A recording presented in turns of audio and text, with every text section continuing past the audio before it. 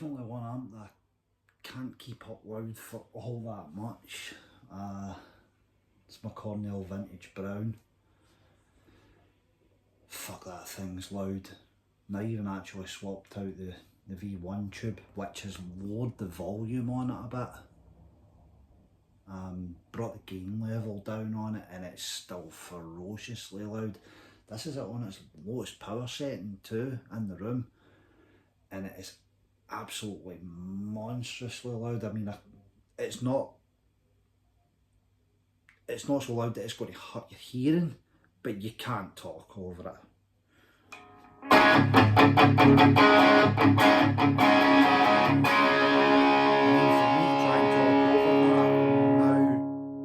Having to lower the volume, and as I was speaking there, it was just too much. You can't talk over it.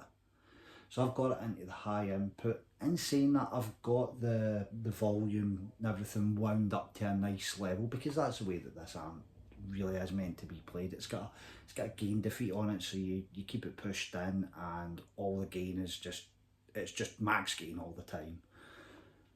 And then the volume's probably at about 6. This low power setting, I think it's like 1/8 of a watt if memory serves me correctly. And yeah, it's absolutely monstrous, but good lord, what a flaming tone.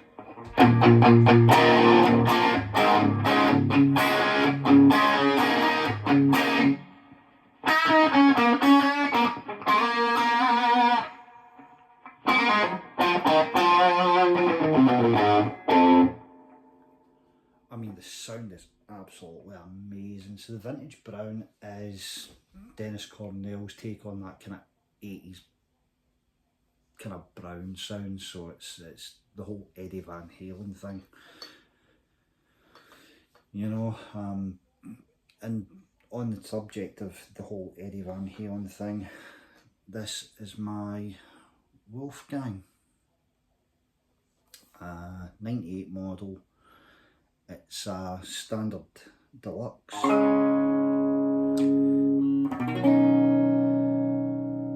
It's a really, really beautiful guitar. Got the volume at roughly about halfway here on the guitar.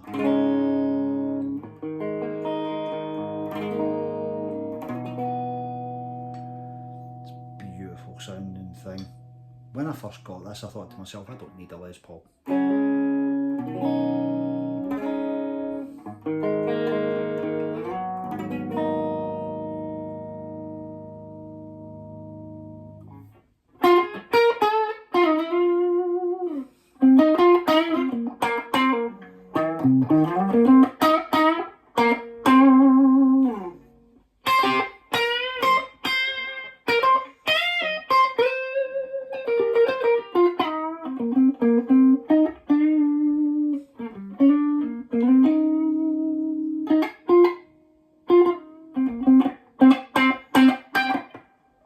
Yeah, it's a great sounding guitar. The top on this is ridiculous. I'm trying to just kind of move it through the light just a little bit. Hopefully you can see that. See how figured this is. I'll just move that a wee bit closer and see if I can move it through the light a bit.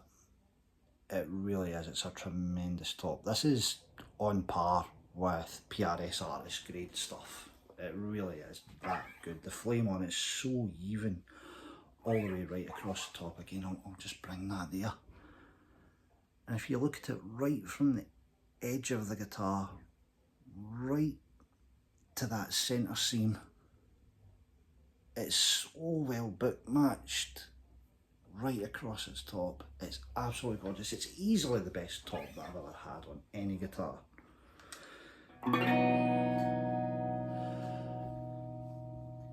And it sounds absolutely incredible. The neck feels beautiful. It's not a ridiculously bird's-eyed neck, and it was a lot kind of whiter when I got it.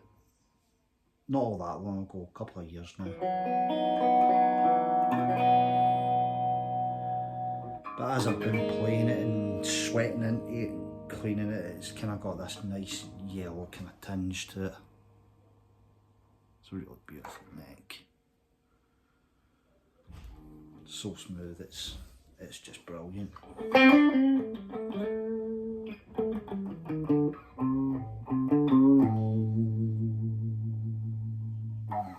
Fixed bridge model, no whammy on this one. It's a bit warmer than the models that you would get with the Floyd. I've actually had a chance to be it against a similar arid model with a Floyd, and between me and my friend there's a little bit of debate because it's essentially the same guitar with a Floyd, and the other model is a bit hotter, it screams a bit more, whereas this one is just a bit warmer and a bit fatter.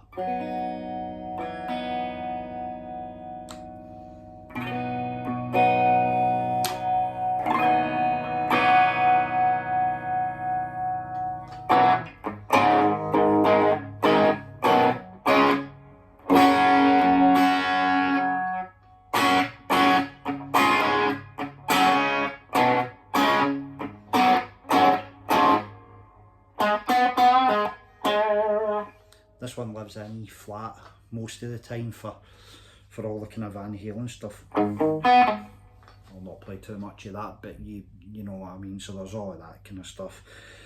And then if you wind up the volume, there's all the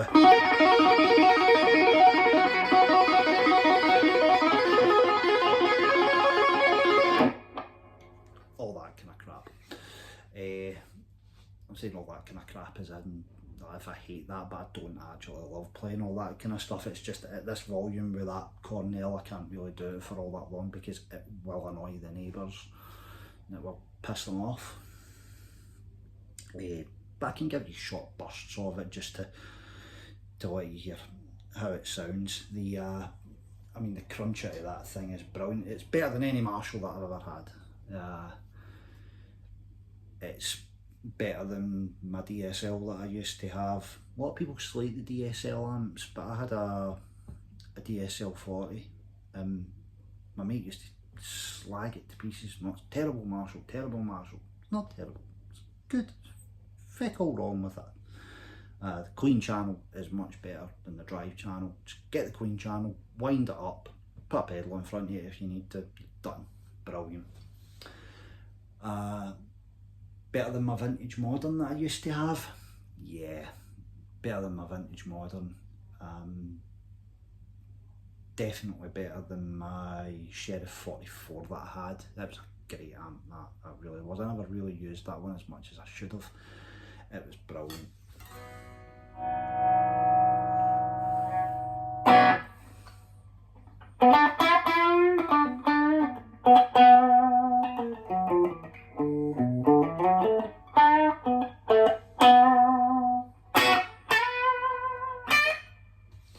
But this has got all that tone.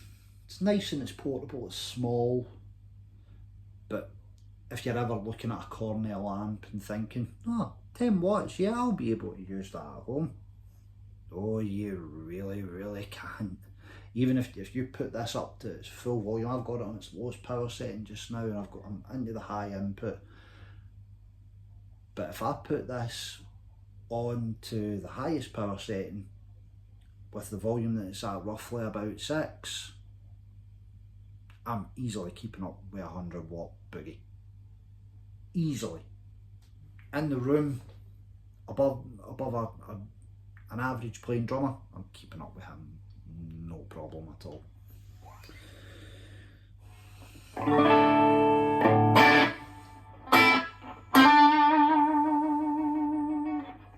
What's volume at? Volume's at about 7 just now.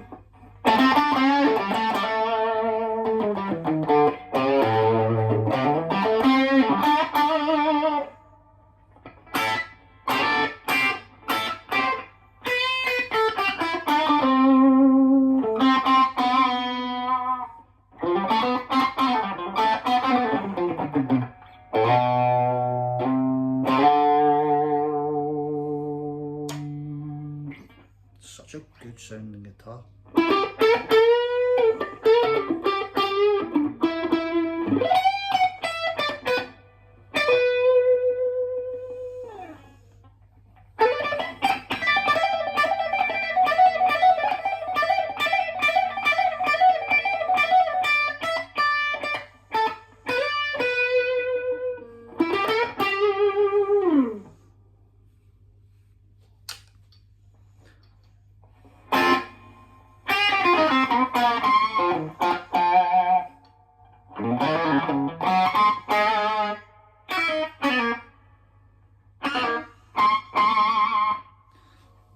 nicknamed this one the Pig just before I bought it, because it does squeal like hell.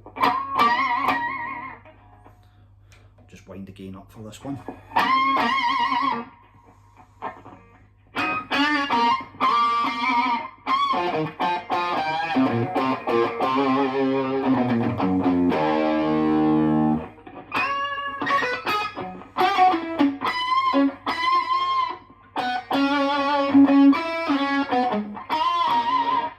Very easy to get harmonics out of.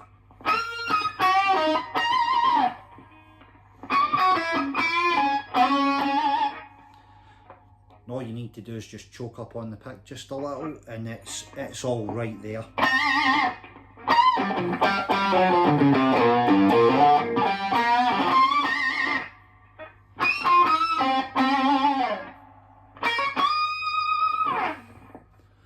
Yeah, very much kind of high harmonic content pickups, and just with this sound.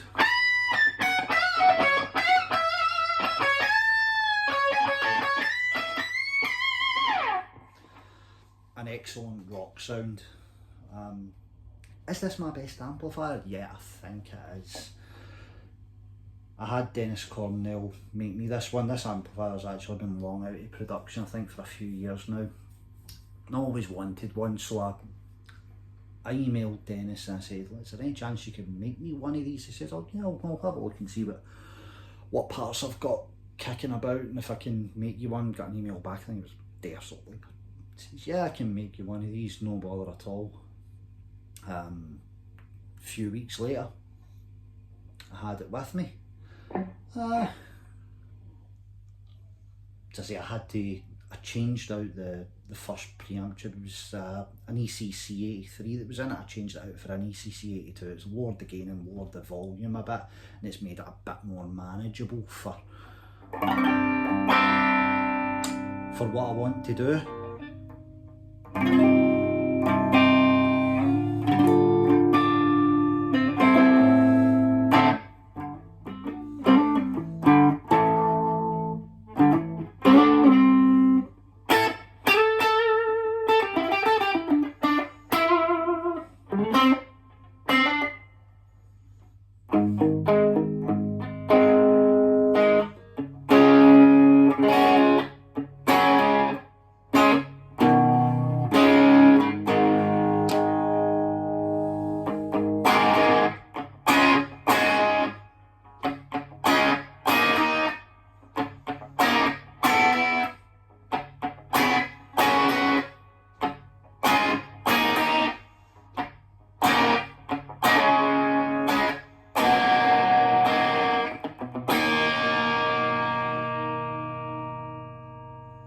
Very dynamic guitar. You can easily clean up this sound.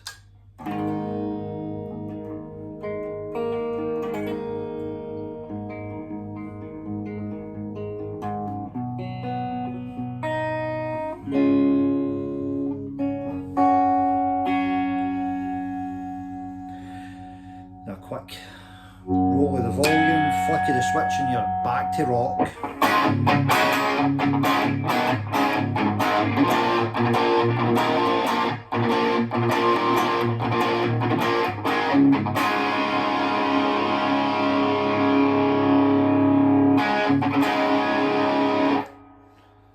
Reverb on it's really nice too.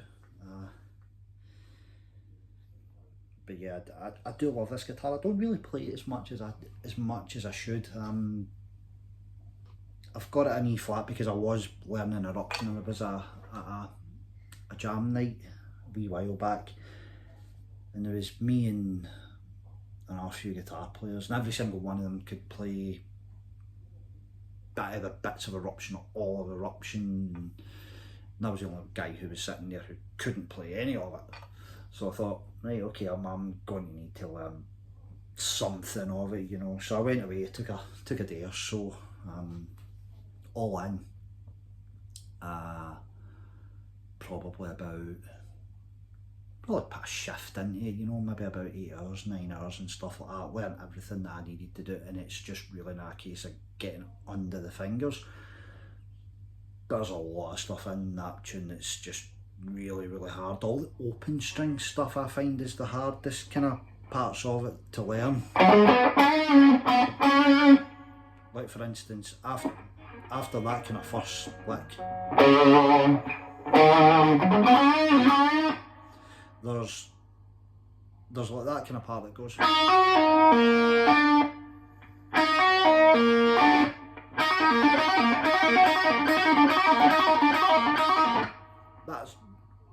That's kind of hard for me, you know.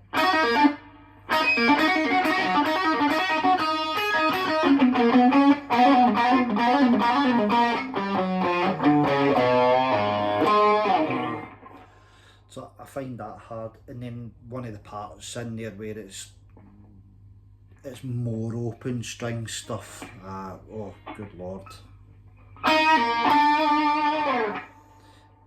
Yeah, I'll get there eventually. And the tapping section I've pretty much got it down, but everybody does all that crap on this, you know. I see it all the time, all the kind of triplet stuff. It's nice, but I don't like to particularly tap that way. I do prefer something maybe just a little bit more involved, if I could even call it that.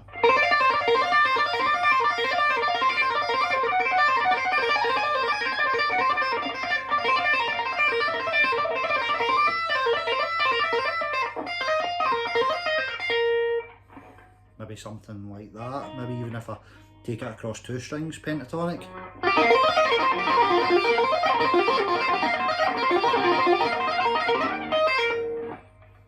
You know, maybe something like that, or if I want to go across all 6 strings and tap, I'll usually go pentatonically also.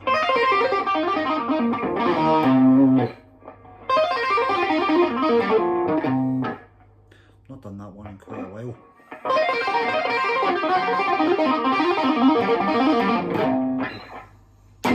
You know, all that kind of stuff. It's nice to do, and it impresses people at a gig and all of the rest. Yeah, especially if you add in maybe something like a bit of sweeping or something like that.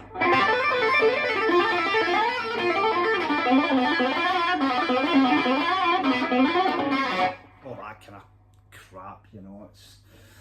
Some of it sounds horrible when you start bending it out of tune.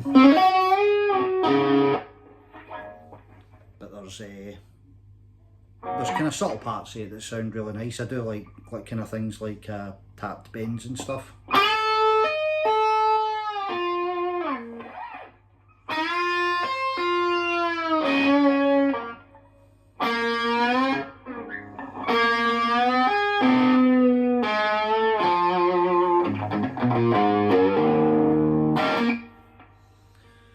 Again, I don't really tap as much as I did, because I spent a bit of time learning how to do it properly, you know, kind of going through it slowly and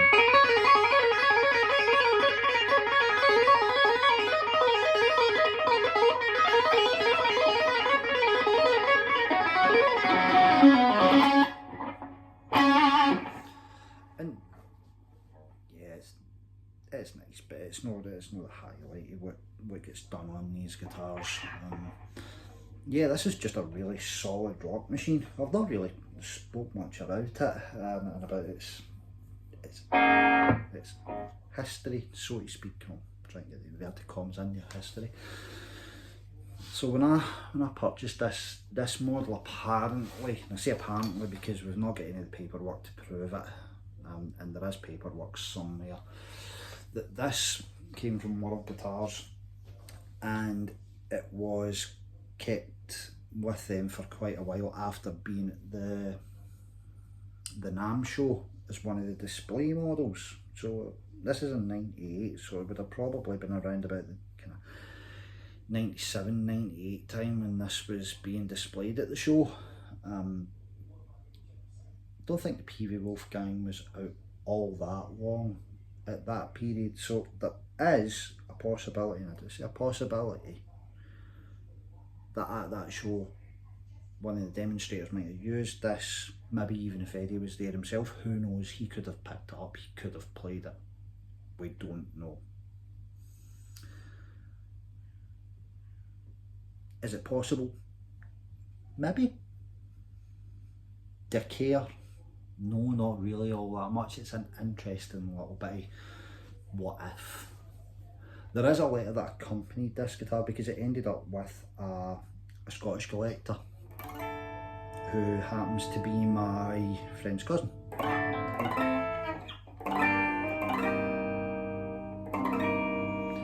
And that letter is from the now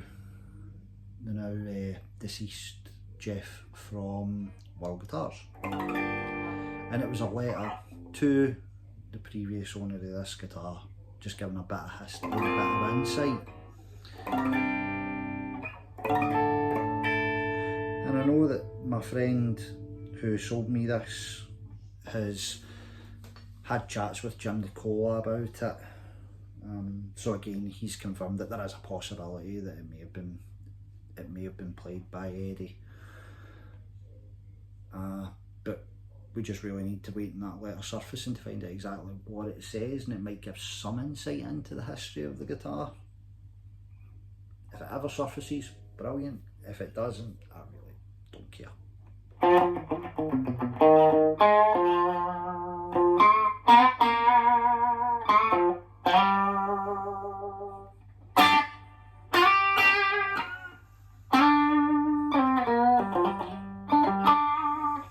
Really fat sounding guitars. These I've loved Peavey Wolfgangs ever since I really first played them. The very first one that I played was my mate's special, just a plain basswood body, similar kind of neck to this.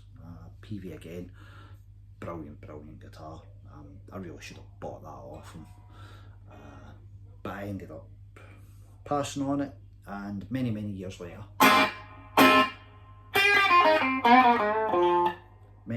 I've got this. These things trade hands for not an insignificant value.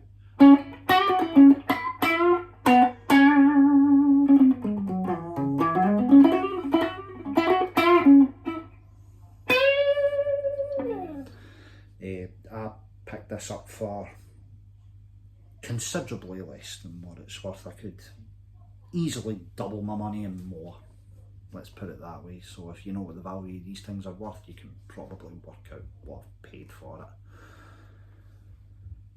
Yeah, so I'll never get rid of this. It's a great guitar.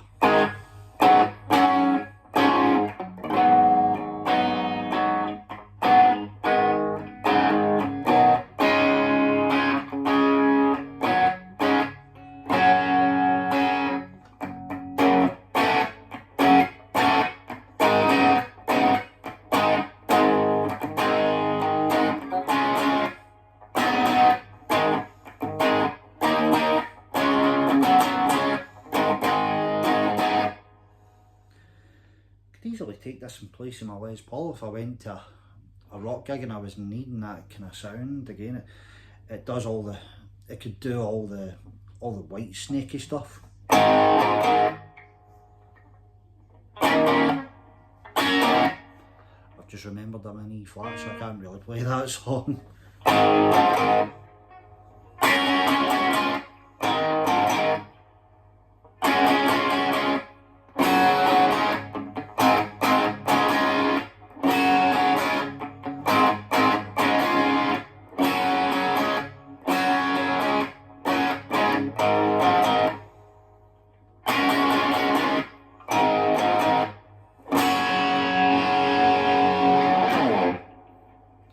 So just before I finish off the video, I will put this on full blast and give you a quick run through the pickups just for a minute or so, just to let you hear it and revel in its glory as I will just now before my neighbours start chapping the door and take my head off.